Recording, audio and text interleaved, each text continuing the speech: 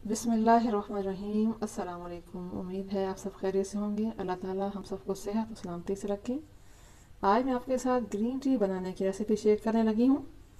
वैसे तो green tea बनाना कोई मुश्किल काम नहीं है, सब लोग ही बनाना जानते हैं, लेकिन मैं आज आपसे अपना तरीका शेयर करूँगी कि मैं कैसे बनाती हूँ।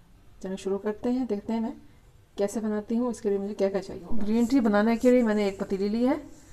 इसमें मैं तकरीबन 2 कप के बराबर पानी डालूंगी, क्योंकि मैं 2 कप ग्रीन टी बना रही हूँ। बिस्मिल्लाहिर्रहमानिर्रहीम। वैसे तो ग्रीन टी बनाना कोई मुश्किल काम नहीं है, लेकिन आज मैं आपसे अपना तरीका शेयर करूँगी कि मैं कैसे बनाती हूँ। अब इस वक्त मैं इसमें 2 हरी इलायचियाँ डालूँगी। बिस्मिल्लाहिर्रहमानिर्रहीम। और फ्लेम ऑन कर देंगे और इसको ढककर हम पकने के लिए छोड़ देंगे। ढक्कन लगा देते हैं।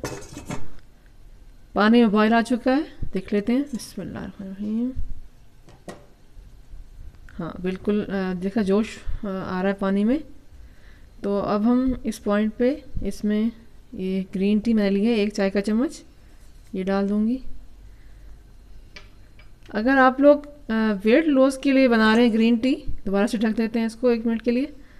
अगर आप वेट लॉस के लिए बना रहे हैं तो फिर आप इसमें शुगर वगैरह ऐड नहीं करेंगे, और अगर वैसे ही पी रहे हैं तो फिर आप बेशक शुगर ऐड कर लें इसमें। चूँकि मैं पसंद नहीं करती, इसलिए मैं नहीं डालूँगी इसमें शुगर।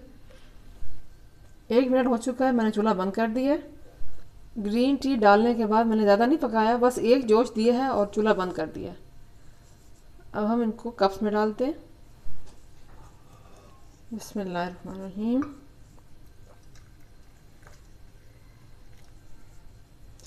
अगर आप लेमन पसंद करें और आपको सूट करे तो आप लेमन भी डाल सकते हैं। लेमन मुझे चूँकि सूट नहीं करता तो मैं लेमन इस्तेमाल नहीं कर रही, वरना वेट लॉस के लिए लेमन बहुत अच्छा है। और अगर आप टी बैग यूज़ कर रहे हैं तो आप जब पानी बॉयल करें तो उसमें आप ग्रीन इलायची डाल सकते हैं। बहुत ही ज़बरदस्त कलर हुआ है माशाल्लाह। अब मैं इसमें थोड़ी सी हनी डालूँगी। मैं ये वाली शहद इस्तेमाल कर रही हूँ। मिक्स कर लेते हैं। ग्रीन टी को पीने का सबसे बेहतरीन वक्त जो है वो खाने के बाद है। रात के खाने के बाद या दोपहर के खाने के बाद आप ग्रीन टी ज़रूर लें। लीजिए, हमारी ग्रीन टी रेडी है। बहुत ही खुशबूदार, बहुत ही जायकेदार बनी है।